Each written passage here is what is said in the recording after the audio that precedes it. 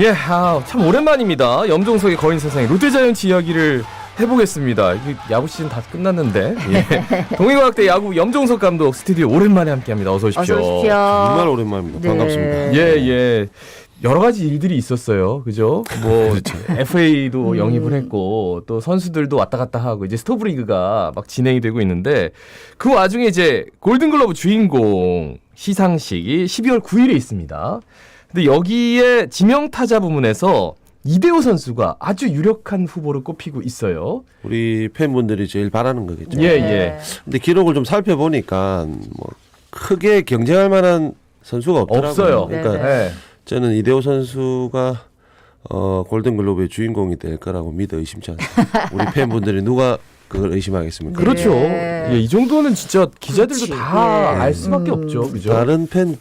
다른 구단의 팬분들도 아마 이대호 선수가 네. 좀 받았으면 하는 생각은 분명히 다 가지고 있을 거라 생각합니다. 네네. 그러니까 이렇게 이제 기록으로 봤을 때 뭐 또 이제 다른 뭐 마땅한 다른 선수가 받을 만한 사람도 없다고 말씀하실 정도로 우리 이대호 선수가 롯데 자이언츠의 핵심 선수였는데 이제 없으니까 뭐 누가 앞으로 그 대신할지 감독님께서 혹시 기대하고 있는 타자들이 있습니까?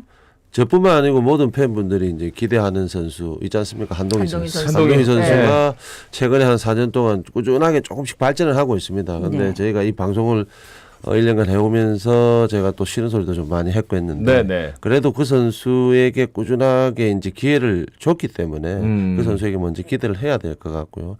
다행히 조금 뭐 위안거리라 해야 되나요? 아니면은 좀 이대호 선수를 대신해 줄 수 있다고 생각이 드는 선수들은 요번에 이제 FA로 데리고 온 유강남, 네네. 이 두 선수가 두 자릿수 홈런 생산 능력은 가지고 있는 뭐 네. 장타력을 조금은 가지고 있는 선수들이기 때문에 이 두 선수가 조금 시너지 효과를 발휘해서 이대호 선수의 어떤 네네. 공백을 좀 메워줘야 되지 않겠나 생각이 듭니다. 그 뭐 FA 나왔으니까 바로 네. 여쭙겠습니다. 유강남 선수에 대해서 굉장히 그 여러 가지 카드 중에서 이제 박동원 선수 얘기를 많이 하셨는데 실제로 유강남 선수가 왔단 말이에요. 그 어떻게 보세요? 어느 정도 팀의 기여도 면에서 훨씬 더 클 것이다라는 게 뭐 대부분의 평가인 것 같던데 맞습니까? 저희가 강민호 선수를 놓친 이후에 그죠 이게 몇 년이나 됐는지 모르겠습니다. 그렇죠. 5년 이상 된 것 네네. 같은데 그 와중에 많은 포스들을 좀 한번 키워보려고 그죠. 네네. 네. 참 노력도 많이 했고 또 어떻게 트레이드를 해오면서 또 우리 좋은 자원들을 또 KT라든지 이런 쪽으로 또 보내면서 어떻게 만들어 본다고 했는데 결국에는 뭐 실패로 돌아갔다고 볼 수 있죠, 그죠. 유강남 선수는 지금 뭐 어느 정도 KBO 리그에서는 뭐 검증된 선수예요. 뭐 박동원 선수를 제가 좀 기대를 많이 했었는데 그건 아무래도 동향이고 하니까 뭐 부산의 출신이고 하니까 이제 박동원 선수를 얘기를 했었는데 유강남 선수도 뭐 박동원 선수 오히려 LG 갔어요. 예, 특별히 뭐 뒤질 것 두 선수가 네. 이렇게 봤을 때는 특별히 뭐 누가 좋고 누가 나쁘고 할 건 없으니까요. 일단은 롯데가 먼저 접촉을 한 게 유강남 선수고 그죠. 예. 마침 유강남 선수가 LG랑 계약이 안 돼서 롯데로 왔는데 뭐 이제 박동원 선수는 잊어야죠. 뭐 제 생각이었고 유강남 선수가 충분히 지금까지 롯데 포수 부분은 너무 지금 뭐 좀 실적 없는 네. 이런 좀 팬분들의 기대치에 못 미치는 성적이었기 때문에 유강남 선수 기본만 해줘도 충분히 팀을 이끌 수 있는 안방마님이 네. 될 수 있을 것 상대적으로 같습니다. 타격도 좀 되니까 그렇죠. 유강남 선수는 그죠? 그러니까 이제 포수 부분은 유강남 선수가 와서 보강이 됐고 그다음에 또 작년 경기 쭉 보면서 아쉬웠던 게 유격수 부분이었는데 노진혁 선수가 들어왔는데 메꿔줄 수 있을까요? 노진혁 선수가 이제 허리 부상을 사실은 좀 고질적으로 달고 있습니다. 네네네. 풀타임으로 유격수를 바라보기는 좀 쉽지는 않은 것 같고 어쨌든 유격수의 안정을 가져와야 되기 때문에 최근에는 어느 포지션이든 사실 조금 쉬어가는 어떤 타이밍을 선수들에게 주기 때문에 네. 노진혁 선수가 좀 체력 유지를 좀 잘 해가지고 예. 쉬어가는 게임들이 좀 적게 좀 만들 수만 있다면은 충분히 작년에도 약간 신진급 선수나 아니면은 KBO 리그에서 아주 검증된 선수들이 유격수를 본 건 아니기 때문에 네. 노진혁 선수가 좀 유격수에서 어떤 수비 포지션을 좀 많이 소화해줘야 롯데 팀에 많은 도움이 되겠죠. 네네. 그 박세웅 선수를 뭐 잡았습니다. 좀 일찌감치 5년 계약 그냥 장기 계약했어요. 네, 그래서 박세웅 선수의 가치 자체를 뭐 불신하는 건 아닌데 거기에 미리 보고 먼저 선투자했다. 이런 구단의 판단입니다.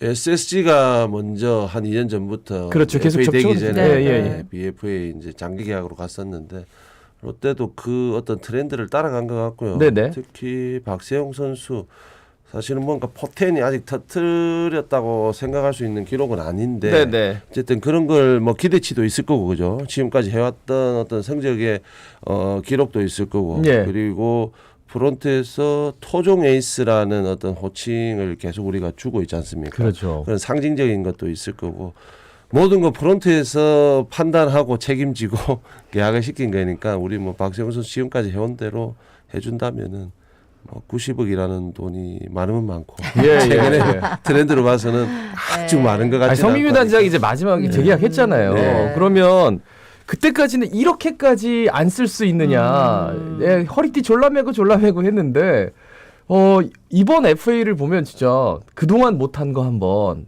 한을 풀어보자 해서 이렇게 쫙 쓰는 그 내용은 이제 구단에서도 좀 확실히 밀어주겠다 이런 의사를 밝혔기 때문이겠죠. 그렇죠. 성민규 단장이 와서는 기조가 이제 뭐 젊은 선수들도 많이 키우고 예. 그리고 뭐 성적을 포기한 건 아니지만 그죠. 결과적으로 성적이 뒤따르지는 않았어요. 예. 그러다 보니까 젊은 선수는 어느 정도는 좀 발전하는 모습들을 팬들도 보고 있고 구단도 판단을 했는데 결국 올해 마지막이 될지 뭐 내년까지 갈지 모르겠지만은 마지막이라는 각오로 지금 FA를 어떻게 보면 영입했다고 볼 수 있습니다. 예, 제일 예. 취약점이지 않습니까?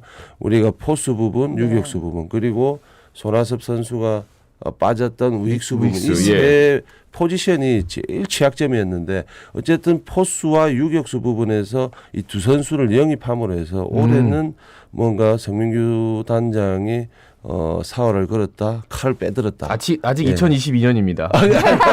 내년에. 벌써 이제 내년에. 2024년 올해구나 우리는. 그죠?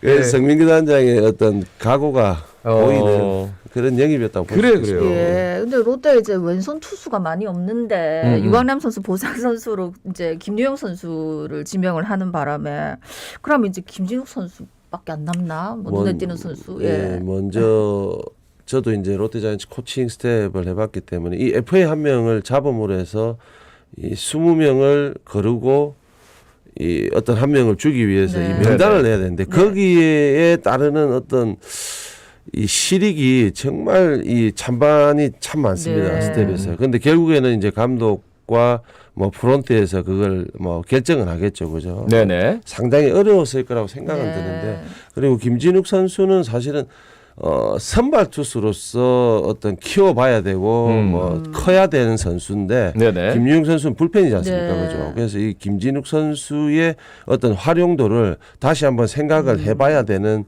이번에 이 FA 이 네네. 영입하면서 그죠? 네. 이적인데 김진욱 선수가 선발을 가느냐 아니면 중간을 가느냐 요거는 조금 고민을 해봐야 될 부분으로 봅니다. 예. 근데 외국인 선수 부분은 좀 안도할 수 있는. 왜냐면 지난해에서 뛰었던 3명. 그러니까 찰리 반스, 댄 스트레일리, 잭 렉스. 그러니까 외국인 선수 3명 그냥 재계약했어요. 렉스 선수는 뭐 중간에 영입이 됐지만 너무너무 잘해줬고 네. 그죠? 네네. 그리고 반지 선수는 1년 내내 약간 기복은 있었지만은 사실 작년에는 4일 로테이션으로 너무 많은 등판을 했어요. 이거는 저도 선생활을 해봤지만 너무 힘든 부분이라서 네. 내년 시즌은 조금 그런 건 코칭 스텝에서 생각을 해봐야 될 부분으로 보이고요. 그리고 댄 스트레일리 선수는 뭐 올 시즌뿐만 아니고 작년 시즌까지도 KBO 리그 검증된 선수거든요. 네네. 내년에도 충분히 그 어떤 상승세를 이어갈 수 있는 그런 능력이 있는 선수이기 때문에 예. 이 세 선수를 모두 계약시켰다는 거는 롯데가 5강의 청신호 그리고 그러니까 다른 팀 같은 FA 까지 경우에는 당연히 뭐 나 메이저리그 가겠습니다 해가지고 미리 재계약 안 하겠다고 통보한 선수들이 워낙 많아가지고 근데 이 선수들이 잘하긴 했는데 좀 적당히 잘해서 오히려 전화위복인가 이런 생각도 들어요. 자, 올해는 적당히 잘했으니까 내년에는 아주 잘하는 걸 잘해야지. 기대해 보겠습니다. 아, 이제 신인 선수 얘기하면은 이제 특급 유망주 김민석 선수 제2의 이정우라 불리는데 어떻습니까? 좀 기대해 봐도 될까요?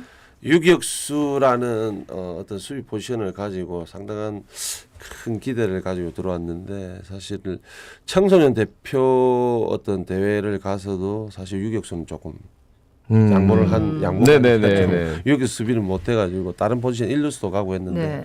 저는 유격수 설 정도면은 어떤 야구에 대한 센스, 뭐 이끌어가는 능력은 있다고 보기 때문에 저는 뭐 롯데 프론트에서 어느 정도 생각을 하고 결정을 해야 되겠지만은 저는 김민석 선수 같은 경우에는 외야로 빠져도 충분히 외야수로서의 능력을 보여줄 수 있는 선수다 보이거든요. 예. 김민석 선수가 어떤 지금 아마추어에서의 능력은 엄청나다는 걸 어떤 기록을 하면서 롯데로 지금 영입이 됐는데 내년에 당장 롯데에서 아마추어에서의 어떤 실력들을 보여줄 수 있다 없다는 뚜껑을 열어봐야 되기 네. 때문에 그렇죠. 만약에 김민석 선수가 내야를 좀 포기를 한다 이러면 외야 쪽에 뭐 향후 내년이 될지 내후년이 될지는 근데 모르겠지만 신인인데 바로 투입하기는 좀 그렇죠. 힘들죠. 네. 특히나 유격수 아무리 능력이 좋다 포지션인데. 해도 좀 예. 힘든데 우익수 부분에 이제 손아섭 선수가 좀 비니까 또 우익수 부분에 조금 더 가까울 수도 있을 것 같기는 하고요. 네네. 모든 결정은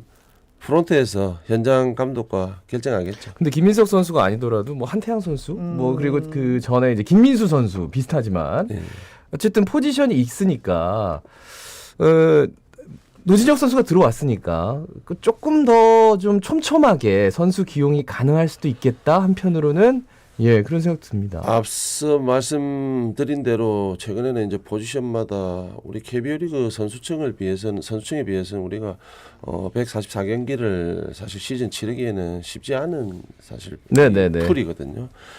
앞서도 얘기했지만 노진혁 선수, 뭐 유강남 선수가 좋은 선수들이 왔지만 시즌 때 어떤 쉬는 게임들을 좀 보여줘야 돼요. 네네. 해줘야 됩니다. 그러다 보면 그런 게임에는 또 한태양 선수라든지 뒤에 포수 부분이라든지 이 선수들이 좀 엮어줘야 되는데 그 선수들의 어떤 기록들을 좀 같이 받쳐주는 선수가 돼야 되는데 아무래도 노진혁, 유강남 이 두 선수가 중심을 끌고 그렇죠. 그리고 한태양 선수라든지 김민석 선수가 뒤에서 자리하면서 예, 그 노진혁 예. 선수의 어떤 경험들 있지 않습니까? 베테랑이니까요. 그런 것들을 좀 잘 듣고 플레이하는 모습도 잘 보고 하면서 어떤 배움의 시너지 효과도 좀 있지 않겠나 생각이 듭니다. 예. 어떻게 보면 노진혁 선수의 그 성실함 뭐 그렇죠. 이런 것들을 좀 예. 높이 평가한 것 같아요. 네. 분명히 건강상이 좋지 않은데 열심히 하는 모습들 있었거든요. 확실한 성실한 플레이를 하죠. 네, 과묵하고 네. 묵묵한 플레이를 하는데 음. 과연 이제 롯데에 와서 얼만큼 어떤 이 고질적인 부상을 잘 그렇죠. 관리를 해서 많은 게임을 띄워주느냐 네네. 그게 관건인 것 같습니다. 예, 그 이제 롯데 경기 얘기하면 매번 뭐 디테일이 부족하다 이런 그렇죠. 이야기를 참 많이 했는데 이번에 허삼영 전 삼성 감독을 이제 전력 분석 코디네이터로 영입해가지고 디테일을 채우겠다 하는데 어떻게 보십니까? 허삼영 감독은 뭐 디테일하고 조금은 틀린데 데이터적인 부분이지 않습니까? 예. 그죠? 뭐 그쪽에 사실 좀 전문가였고 뭐 이런 현장에서 감독을 했지만은 디테일이란 부분은 사실 게임에 있어서 작전 능력이라든지 선수들이 그런 작전들 감독이 코치가 요구하는 것들을 게임에서 어떻게 풀어낼 수 있는 능력인데 예. 데이터를 보면서도 어떤 상대 팀의 약점을 충분히 찾을 수 있는 능력이 있는 허삼영 그 코디네이터니까 이 감독에 대한 기대치는 분명히 있을 것 같고요. 예. 어쨌든 좀 생소한 거지만은 이렇게 영입을 해서 이쪽 분야에서도 롯데가 좀 더 발전을 좀 이뤘으면 하는 생각이지 않습니까? 네네. 그 발전은 분명히 있을 거라고 생각이 들고 모든 건 선수들이 현장에서 얼마나 이런 프론트의 생각들 예. 영입했던 이런 사람들의 얘기들을 잘 듣고 잘 풀어나가느냐 이게 제일 중요하겠죠. 어떻게 보면 서튼 감독이 투수 코치 부분에서도 그렇고 이제 중간에 투수 코치 나가는 바람에 그렇죠. 그렇죠. 그리고 디테일이 좀 부족하다 해서 이제 허삼영 전 감독 그리고 배영수 코치도 왔고 그렇죠. 그러니까 어떻게 보면 이제 서튼 감독 입장에서는 서민규 단장이 나한테 이렇게까지 해주나? 예, 나를 포위하나? 약간 이런 생각 할 수도 있지 않을까요? 뭐 좋은 점과 나쁜 점의 생각은 분명히 있겠죠. 예. 한 팀의 수장이니까 거기까지? 그죠? 예. 압박이겠죠. 올해 롯데 자이언츠 3위 입성, 아까 내년 시즌에서 3위 입성을 목표로 삼았다는데 가능할까요? 뭐 희망적인 얘기를 해야 되지 근데 않겠습니까? 나표식에서 우승하는 것보다 3위 입성하니까 뭔가 그래, 뭐 디테일해. 현실적이구나. 예, 이런 생각이 들어요. 이제는 4, 5위를 해가지고는 사실 우승까지 넘본다는 건 네. 진짜 어렵기 때문에 예.